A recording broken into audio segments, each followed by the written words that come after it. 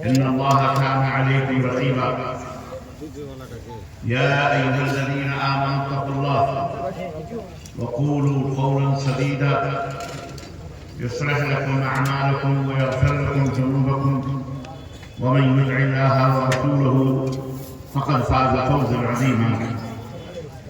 اللهم صل على محمد وعلى آل محمد كما صليت على إبراهيم وعلى آل إبراهيم إنك حميد مجيد. اللهم بارك على محمد وعلى آل محمد كما باركت على إبراهيم وعلى آل إبراهيم إنك حميد مجيد.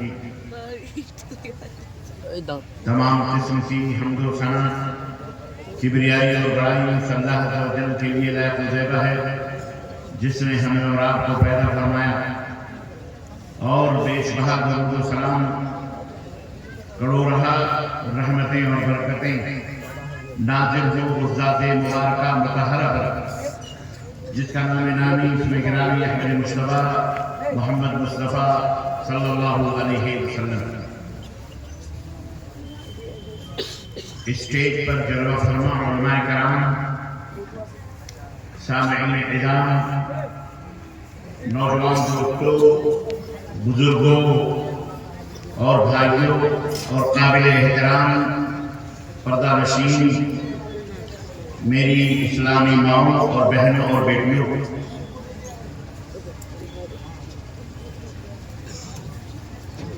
آج کے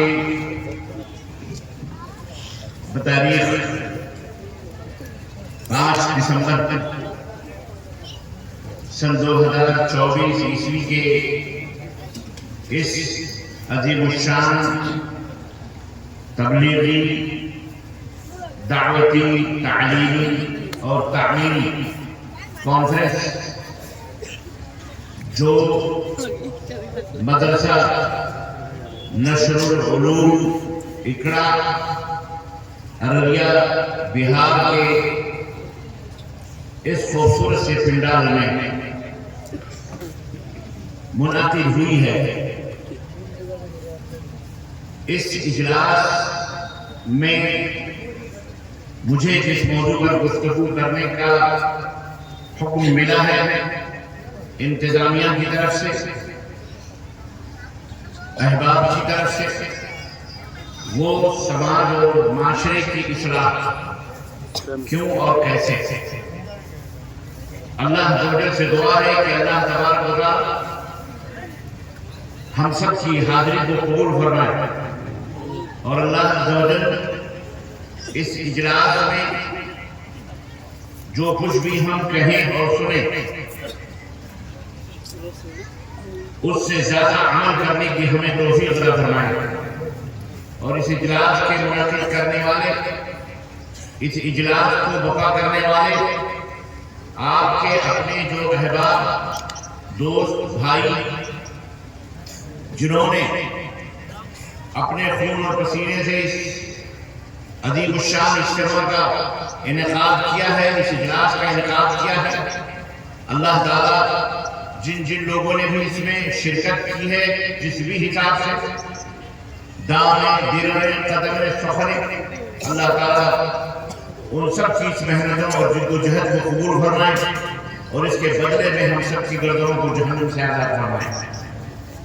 آمین یا رب العالمین. عزیزان ملت اسلامیہ، وقت کا کافی حصہ آپ حضرات اللہ تبارک و تعالیٰ سے خرید و فروخت اور جنت حاصل کرنے کی دوڑ اور اللہ عز و جل کے حکم پر جنت حاصل کرنے کی جد و جہد اور کوشش میں، اور جہنم سے دور ہونے اور بچنے کی جد و جہد میں ابھی تک آپ مصروف تھے. عشاء کے بعد سے لے کر، عشاء کی نماز پڑھنے کے بعد سے لے کر آپ حضرات جسمانی عبادت کے ساتھ ساتھ اپنی مالی قربانیوں کو وہ اللہ کی بارگاہ میں پیش کر رہے تھے.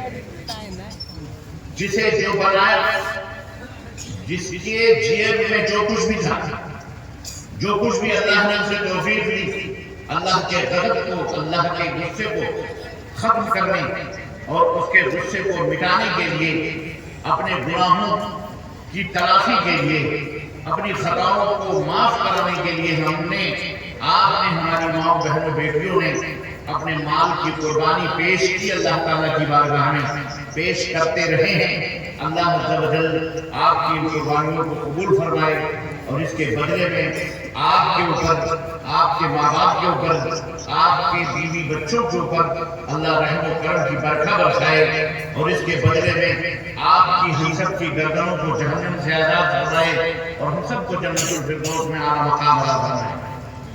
آمین یا رب العالمین۔ سمجھ میں کچھ نہیں آتا کہ چھیویں داستان کیسے رلاؤں تو بغاوت ہے، ہنساؤں تو بغاوت ہے۔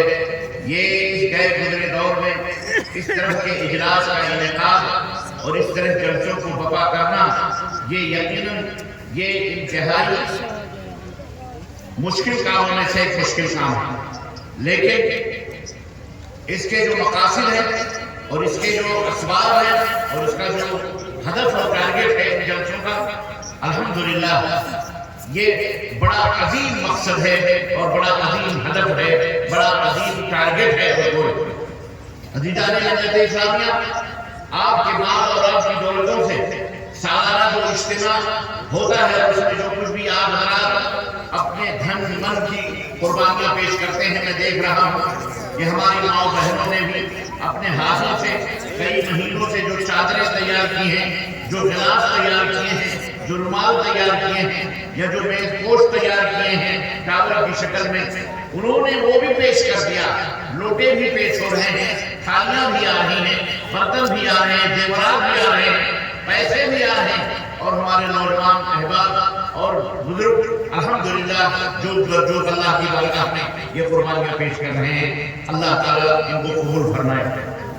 دوستوں اور بھائیوں، بھارت کی سرزمین میں اگر ہمیں عزت اور رفعت اور سرخروئی کے ساتھ، سربلندی کے ساتھ جینا ہے اور رہنا ہے، تو ایک بات اچھی طرح سے ہمیں یاد رکھنی چاہیے کہ ہم جتنے بھی مال و دولت حاصل کر لیں، کتنے بھی ہیرے جواہرات کے مالک ہو جائیں، کتنے بھی سونے اور چاندی ہمارے پاس حاصل ہو جائیں، بحیثیت مسلمان ہماری کامیابی، ہماری سرفرازی، ہماری عزت، ہماری رفعت ان سونے اور چاندی کے اینٹوں میں نہیں ہے، روپے اور پیسوں کی کمائی میں نہیں ہے۔ یاد رکھیے، ان دولتوں کے حاصل کرنے اور شب و روز ان کو کمانے میں نہیں ہے۔ اگر ہم نے اسلام کی نعمت کو حاصل نہیں کیا، اللہ کے قرآن کی نعمت کو حاصل نہیں کیا، ہم نے اس کا علم حاصل نہیں کیا، اپنے بچوں کو قرآن کی تعلیم نہ دی، اپنے بچوں کو اسلام کا علم نہ دیا، اپنے بچوں کو اللہ کی معرفت نہ سکھائی، اپنے بچوں کو اللہ کے رسول صلی اللہ علیہ وسلم کی سیرت مبارکہ سے آگاہ نہ کیا، انہیں اس کا علم نہیں دیا، جانکاری نہیں دی، اسی طرح سے اسلام کے بارے میں آپ نے جانکاری نہیں لی، اللہ کے حق اور حکم کے تعلق سے آپ نے علم حاصل نہیں کیا، تو یقین مانیے آپ کی یہ دولت، آپ کا یہ مال، آپ کی یہ جائیداد، آپ کی پراپرٹی آپ کے لیے بجائے کہ کامیابی اور کامرانی کا سبب بنے، ہلاکت اور تباہی اور بربادی اور اس کے اور اللہ کی ناراضگی کا یہ سبب بن جائے۔ یہ اجتماعات جو ہوتے ہیں اہل علم اور علماء، یہ بہت بڑی نعمت ہے ہمارے معاشرے میں۔ علماء کرام اللہ تبارک و تعالیٰ کی فضل سے ایک بہت بڑی نعمت ہے جو ہر میدان میں، ہر فیلڈ میں ہمیں رہنمائی کرنے کے لیے تیار رہتے ہیں۔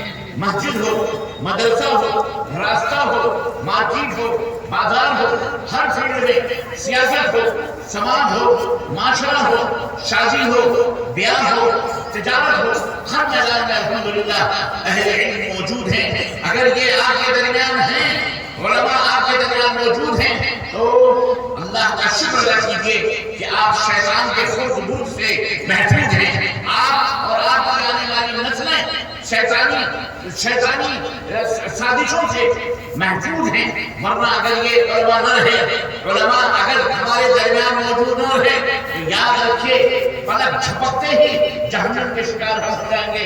हमें कोई दीन की बात बताने वाला नहीं रहेगा, हमें कोई अल्लाह के रसूल की पहचान कराने वाला नहीं रहेगा, हमारे मदरसे चलाने वाला कोई नहीं रहेगा, मुसल्ले के ऊपर खड़ा होकर हमारी इमामत कराने वाला कोई नहीं रहेगा, हमारे बच्चों को अलिफ लाम मीम दाल किताब होगी इसकी तालीम देने वाला कोई नहीं रहेगा। आखिरत के बारे में जानकारी कहां से हासिल करेंगे? अल्लाह की नाज़िल की गई किताबों के बारे में इल्म कहां से हासिल होगा? कुरान का तर्जुमा कहां से मिलेगा? उसकी तफसीरें कहां से मिलेंगी?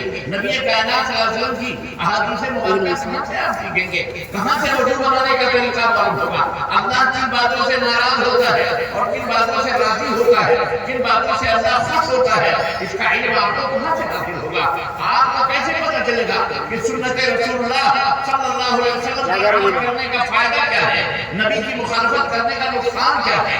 आपको कैसे पता चलेगा कि हमें शादी कैसे करनी है, हमें ब्याह कैसे करनी है, हलाल क्या है, हराम क्या है?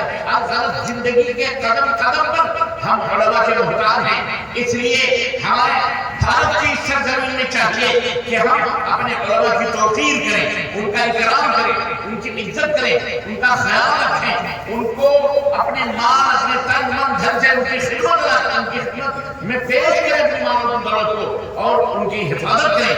और इस तरह के इदारे और इस तरह के मदारिस जो कायम किए जाते हैं, इन्हें कायम रखने के लिए खुद भूखे रहकर इन इदारों को कायम किया जाए। 2 रोटी अगर है तो 1 रोटी खाकर 1 रोटी मदरसों के हवाले किया जाए, ताकि यहाँ से अल्लाह के दीन की नश्र व इशाअत हो, अल्लाह का पैगाम दुनिया में जाए, हमारे बच्चे अल्लाह का इल्म हासिल करें, रसूलुल्लाह सल्लल्लाहु अलैहि वसल्लम की सीरत मुबारका का इल्म हासिल करें, हमारी बच्चियां आलिमा बने, फाजिला बने, हमारे लोग, हमारे बच्चे आलिम बने, फाजिल बने, हाफिज बने, कारी बने, डॉक्टर बने, इंजीनियर बने, डायरेक्टर बने, जनाब अली दुनिया के हर फील्ड के अंदर हमारे बच्चे आगे बढ़े, ताकि हमारी भी इज्जत हो, दीन की भी इज्जत हो, और हमारा वतन भी साथ साथ, हमारा भारत भी साथ साथ इल्म की नूर से मुनव्वर चला जाए। ये जरूरत है इस बात की आज के दौर में, खास तौर से हिंदुस्तान के लोगों के लिए इसको हमें समझना पड़ेगा, इसके बारे में हमको इल्म हासिल करना पड़ेगा, और अपने उलमा की रहनुमाई में याद रखो, उलमा अगर चले जाएंगे इस दुनिया से तो शिर्क, शैतान हमें जहन्नम की राहों की तरफ हमको और हमारे आने वाले नस्लों को डाल देगा। ये अल्लाह का शुक्र अदा करें।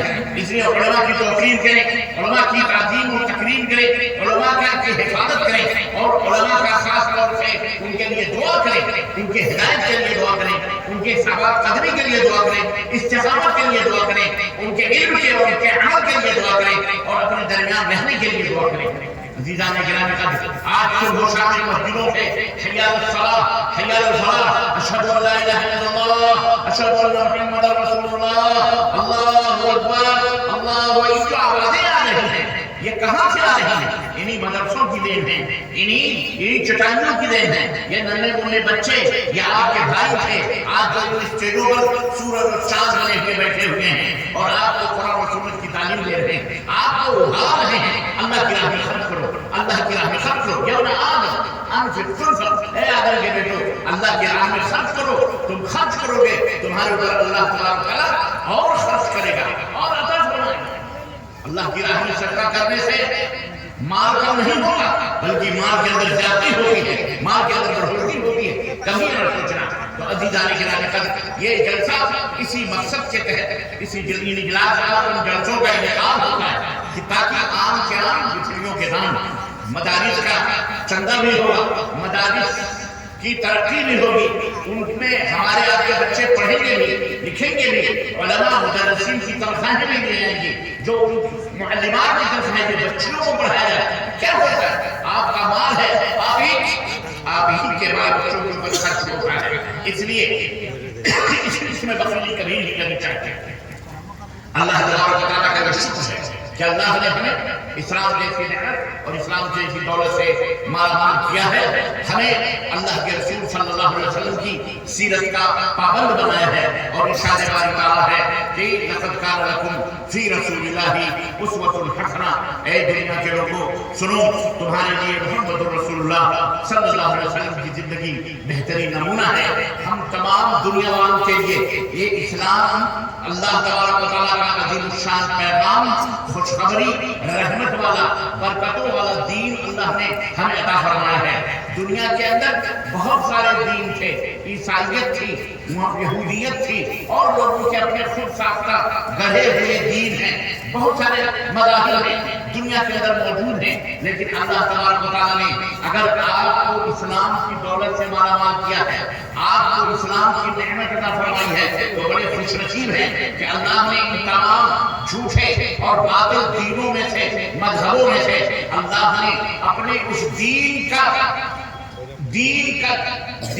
ہیرا، یہ دین کا جوہر، یہ دین کی نعمت اللہ نے آپ کو عطا فرمائی ہے، جو اللہ کا پسندیدہ دین ہے۔ اور دنیا کے اندر سنو مسلمانوں، دنیا کے اندر یہ پیغام آپ کو بھی پہنچانا ہے۔ اس بھارت کی سرزمین پر ایک ایک انسان، ایک ایک مرد اور ایک ایک عورت تک اللہ کے اس پیغام کو پہنچانا ہے کہ اے دنیا کے لوگوں، اللہ نے جس طرح تمہیں پیدا کیا ہے، جس طرح تمہیں آنکھیں دی ہیں دیکھنے کے لیے، جس طرح اللہ نے تمہیں پاؤں دیے ہیں چلنے کے لیے، جس طرح اللہ نے زبان دی ہے بولنے کے لیے، جس طرح اللہ نے آنکھیں دی ہیں دیکھنے کے لیے، جس اللہ نے تمہارے لیے، جس نے یہ زمین کا بچھونا بچھایا ہے، آسمان کا چھت، آسمان کی چھت تمہیں عطا فرمائی ہے، اسی اللہ تبارک و تعالیٰ نے فرمایا کہ رضیت لکم الاسلام دینا، اے دنیا کے لوگوں تمہارے لیے میں نے اپنا جو دین پسند کیا ہے، میرا جو محبوب دین ہے، میرا جو پسندیدہ دین ہے، وہ کون سا دین ہے؟ بولو، اسلام۔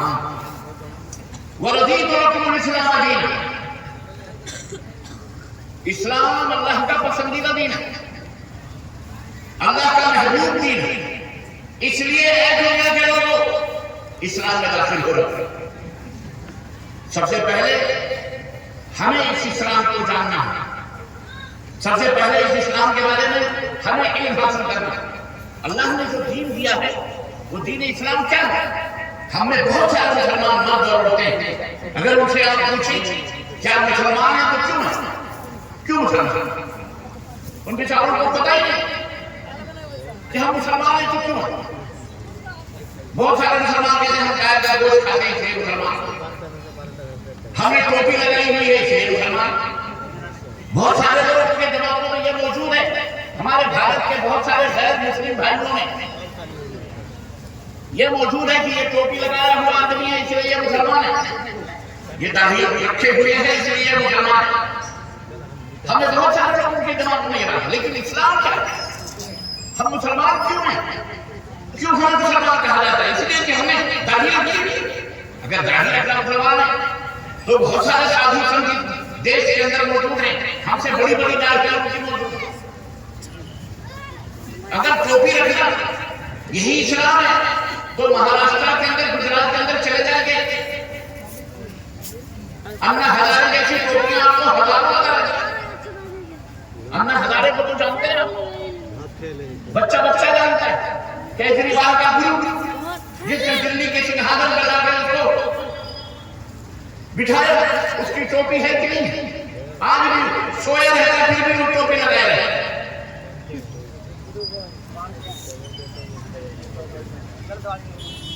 بڑے بڑے غیر مسلم بھی ٹوپی لگائے رہے ہیں، تو کیا ٹوپی لگانے سے ہمیں مسلمان ہوتا ہے؟ کرتا پجامہ پہننے سے بڑے بڑے ٹھاکر چودھری کرتا پجامہ پہنتے ہیں، لنگیاں سب پہنتے ہیں، بازی جانے گرانے تک ٹوپی لگانے سے آدمی مسلمان نہیں ہوتا، داڑھی رکھنے سے مسلمان نہیں ہوتا، شلوار قمیض پہننے سے، کرتا پجامہ پہننے سے آدمی مسلمان نہیں ہوتا۔ یہ سب لوگ پہنتے ہیں، ہوتے ہیں ہر جگہ، ہر ایک اپنا اپنا کلچر ہے، اپنے کہتے ہیں۔ تو مسلمان کون ہے؟ حقیقت میں مسلمان کون ہوتا ہے وہ سمجھنے کی ضرورت ہے۔ یہ سمجھنے کی ضرورت ہے۔ یہ بات اچھی طرح سے جان لیجیے، مسلمان وہ ہے، سنو، آپ سے اگر کوئی پوچھے کیا مسلمان ہیں تو کیوں ہیں؟ تو آپ کا جواب ہونا چاہیے کہ محترم ہم مسلمان اس لیے ہیں کہ ہم ایک اللہ کو تسلیم ہیں، ایک اللہ کو مانتے ہیں۔ میرے ماں باپ بہنوں سے کہوں گا تھوڑی دیر کے لیے خاموشی اختیار کریں۔ میرے نزدیک آدمی قلیل ہو کثیر ہو زیادہ ہو کم ہو اس کی کوئی اہمیت نہیں ہوتی۔ 10 آدمی اللہ کی بات کو سن کر عمل کر لیں، اللہ کی قسم کے دل سے کامیاب ہیں۔ جنہوں نے روپے پیسے جنہوں نے لگائے سب کامیاب ہیں انشاءاللہ۔ غور سے ان باتوں کو سنیے۔ اگر ہندوستان کے اندر آپ کو عزت سے رہنا ہے تو مسلمانوں یہ درس، یہ سبق، یہ لیسن، یہ شکشا اور یہ تعلیم آپ کو سمجھنا پڑے گی، ورنہ اللہ کی قسم مٹا دیے جاؤ، مٹا دیے جاؤ۔ اسلام کے نام و نشان کو مٹا دیا جائے گا، تمہیں بھی مٹا دیا جائے گا۔ آپ مسلمان ہیں کہ کیوں ہیں؟ کون کا ہے مسلمان؟ سنو، ہم مسلمان ہیں اس لیے کہ ہم ایک اللہ کو مانتے ہیں۔ اب کوئی آپ سے پوچھ سکتا ہے اللہ کون ہے؟ اللہ کون؟ اللہ کون ہے؟ آپ کس کو اللہ مانتے ہیں؟ یہ سوال بہت پہلے بھی ہوا تھا۔ سیدنا ابراہیم خلیل اللہ علیہ السلام نے جب ایک اللہ کی عبادت کا نقارہ بدلا تھا اور ایک اللہ کی ایک معبود کی عبادت اور پوجا کا آوازہ بلند کیا جا تو زمانے کے حکمران نے، زمانے کے شہنشاہ نے، اس وقت کے بادشاہ نمرود نے حضرت ابراہیم علیہ السلام کو پوچھا تھا کہ تم کس اللہ کی بات کر رہے ہو؟ تمہارا اللہ کون ہے؟ میں لوگوں کو کھانا کھلاتا ہوں، میں پانی پلاتا ہوں، میں بادشاہ ہوں، میں حکمران ہوں، لوگ میری عبادت کریں اس لیے کہ ان کے دکھ درد کا میں والی ہوں۔ تم کون سے اللہ کی بات کر رہے ہو؟ کون ہے تمہارا اللہ؟ حضرت سیدنا ابراہیم علیہ السلام نے بڑی سادگی سے فرمایا میرا اللہ وہ ہے جو مارتا اور جلاتا ہے۔ بڑا خوش ہوا، اس وقت کا حاکم بڑا خوش ہوا۔ اچھا مارتا اور جلاتا ہے، یہ تو میں بھی کروں گا۔ فوری طور پر 2 قیدیوں کو جیل سے بلایا، جیل سے پوچھا کہ کس کو سولی پر پھانسی پر لٹکانے کا حکم ہے اور کس کو چھوڑ دینے کا حکم ہے؟ جیلر نے کہا یہ بندہ سولی پہ لٹکانے کے لیے رکھا گیا ہے اور یہ بندہ آزاد ہونے کے لیے رکھا گیا ہے۔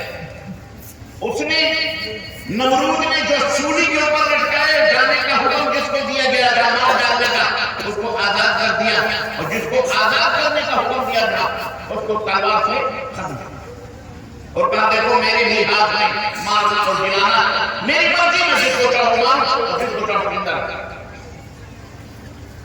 سیدنا ابراہیم علیہ السلام نے اس کی حماقت اور اس کی بیوقوفی کے اوپر ضرور مسکرائے ہوں گے، لیکن آپ نے تھوڑی دیر کے لیے موضوع تبدیل کرتے ہوئے فرمایا فَإِنَّ اللَّهَ يَأْتِي بِالشَّمْسِ مِنَ الْمَشْرِقِ فَأْتِ بِهَا مِنَ الْمَغْرِبِ۔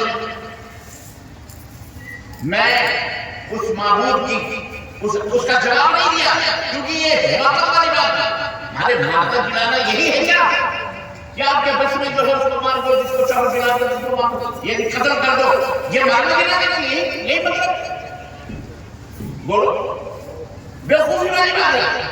سیدنا ابراہیم نے اس کی حماقت کا جواب نہ دیتے ہوئے کہا فَإِنَّ اللَّهَ يَأْتِي بِالشَّمْسِ مِنَ الْمَشْرِقِ فَأْتِ بِهَا مِنَ الْمَغْرِبِ۔ میرا اللہ وہ ہے جو پورب سے سورج نکالتا ہے پچھم میں ڈبوتا ہے۔ اگر تو اللہ بننے کی کوشش کر رہا ہے تو تو پچھم سے سورج نکال لے اور پورب میں ڈبو دے، مان لے تو فَبَهْتَ الَّذِي كَفَرَ۔ اللہ فرماتا ہے وہ کافر ہکا بکا رہ گیا. جب یہ دلیل ہکا بکا رہ گیا, یہ کس اللہ کی بات ہے؟ وہ ہے اللہ. کون ہے اللہ؟ کون ہے؟ آپ کا جواب کیا ہوگا؟ اللہ وہ ہے جو مشرق سے پورب سے سورج نکالتا ہے اور کہاں ڈبوتا ہے؟ پچھم میں. اور اگر تو جسے اللہ معبود سمجھتا ہے, اگر تیرے معبود کے اندر وہ پاور اور طاقت ہے تو بول اس کو پچھم سے سورج نکال کر پورب میں ڈبو دے. وہ ہے اللہ. ہم اس اللہ کی عبادت کرتے ہیں, ہم اس اللہ کی عبادت نہیں کرتے, ہم اسے معبود نہیں مانتے جس کا کوئی باپ ہے, جس کی اماں ہے. بلکہ ہمارے بھارت میں ایسے معبود بنائے ہوئے ہیں کہ ایک کیا بتاؤں, ایک لڑکا ہے اور اس کے پانچ باپ ہیں. کتنے باپ ہیں؟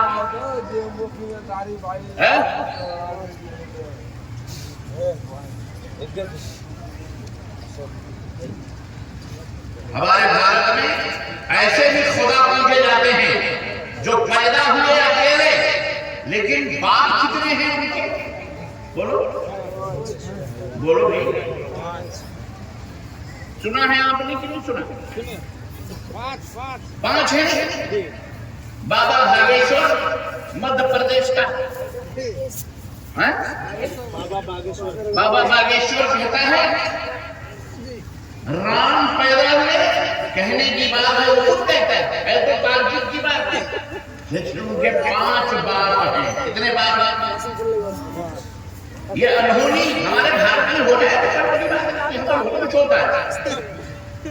یہاں ہر کنکر میں شنکر نظر آتا ہے, ہر حرکت کرنے والی چیزوں کو خدا سمجھنا چاہتا ہے. اس لیے میرے بھائیو, اگر آپ سے کوئی پوچھے کہ آپ کس کو اللہ مانتے ہیں, آپ کا خدا کون ہے, آپ کا معبود وہ کون ہے, تو آپ اس کو یا تو یہ بتاؤ بڑی آسان زبانوں میں کہ میرا اللہ وہ ہے جو پورب سے سورج نکالتا ہے اور پچھم میں ڈوبتا ہے. یا اگر آپ اللہ کو توحید دیں تو قل هو اللہ احد اللہ الصمد لم یلد ولم یولد ولم یکن له کفوا احد. اس کا ترجمہ آپ کے بنگلہ زبان میں, ہندی زبان میں, اردو زبان میں, انگلش زبان میں موجود ہے. آپ اس کو یہ سورہ مبارکہ پڑھ کر قل هو اللہ احد, اے میرے نبی کہہ دو کہ وہ اللہ ایک ہے, اللہ الصمد, وہ بے نیاز ہے, بے پرواہ ہے, نہ اسے بھوک لگتی ہے, نہ وہ کھانا کھاتا ہے, نہ وہ پانی پیتا ہے, نہ وہ بیمار ہوتا ہے, نہ اسے کوئی ضرورت ہے, نہ ہماری عبادتوں کی ضرورت, ہماری بندگیوں کی ضرورت. اللہ کو کسی چیز کی ضرورت نہیں ہے, وہ بے نیاز ہے. لم یلد ولم یولد, میرا اللہ وہ ہے جس کا نہ کوئی باپ ہے, نہ جس کی کوئی ماں ہے, اور نہ ہی وہ کسی سے پیدا ہوا, نہ اس سے کوئی پیدا ہوا ہے, نہ اس سے کسی نے جنم لیا, نہ اس نے کسی کو جنم دیا. حقیقت نہیں, بلکہ لم یلد ولم یولد, نہ اس کے بیوی ہے, نہ اس کے بچے ہیں, نہ اس کے ماتا ہیں, نہ اس کے پتا ہیں. لم یلد ولم یولد. نمبر 4 ولم یکن لہ کفوا احد, اور میرا اللہ وہ ہے جس کا حسد, جس کے برابر پوری کائنات میں کوئی بھی موجود نہیں. 4 خوبیاں. نمبر 1 وہ اکیلا ہے, نمبر 2 سب سے بے پرواہ ہے, نمبر 3 نہ اس کے بیوی ہے, نہ بچے ہیں, نہ اس کے آل ہے, نہ کوئی اولاد ہے, اور نمبر 4 اس کے برابر کوئی بھی موجود. یہ 4 صفتیں, 4 جس کے اندر ہوں گے وہ معبود ہیں, ہم اس کی عبادت و بندگی کرتے ہیں. تو نمبر 1 مسلمان. آپ مسلمان ہیں تو کیوں ہیں؟ اس لیے کہ آپ ایک ایسے اللہ کی عبادت کرتے ہیں, اس ذات کی عبادت کو, اس کو مالک مانتے ہیں جو اکیلا ہے, بے نیاز ہے, نہ اس کے اولاد ہے, نہ اس کی کسی کی اولاد ہے, نہ اس کے ماتا پتا ہے, نہ وہ کسی کی ماتا اور پتا ہے. ولم یکن لہ کفوا احد, اور نہ ہی اس کا کوئی برابر ہے, نہ ہی اس کا کوئی ہمسر ہے, نہ ہی اس سے کوئی بڑھ کر ہے, نہ ہی اس سے کوئی برتر ہے. اللہ اکبر ہے, اللہ سب سے بڑا ہے, اللہ سب سے. یہ 4 خوبیاں. نمبر 1 مسلمان ہم اس لیے ہیں کہ ہم اللہ کو ایک مانتے. نمبر 2 اس لیے ہیں کہ ہم اس کے حکم کی تابعداری کرتے ہیں.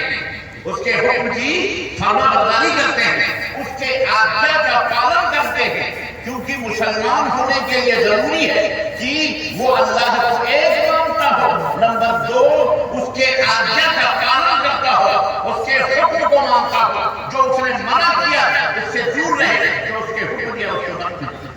نمبر تین، اللہ اکبر، صرف اللہ کی عبادت کرے۔ مسلمان وہ ہے جو صرف اس کی عبادت کرے، اللہ کی عبادت کرے، وَلَا يُشْرِكُ بِهِ شَيْئًا، اور اس کے ساتھ کسی کو شریک نہ کرے، وہ ہے مسلمان۔ اب آپ کو اللہ کے بارے میں بھی جانکاری ہوگی کہ اللہ کون ہے اور مسلمان کون ہے، مسلمان آدمی کیسے ہوتا ہے، مسلمان بننے کے لیے کیا کیا ضروری ہے۔ نمبر ایک، اللہ کو ایک مانے، اللہ کی تابعداری، اس کے حکم کی فرما برداری کرے۔ نمبر تین، اللہ کی عبادت کرے۔ نمبر چار، اللہ کے ساتھ کسی کو شریک نہ ٹھہرائے، وہ بندہ مسلمان کہلاتا ہے۔ ابتدائی طور پر اس بندے کو کیا کہتے ہیں؟ مسلمان۔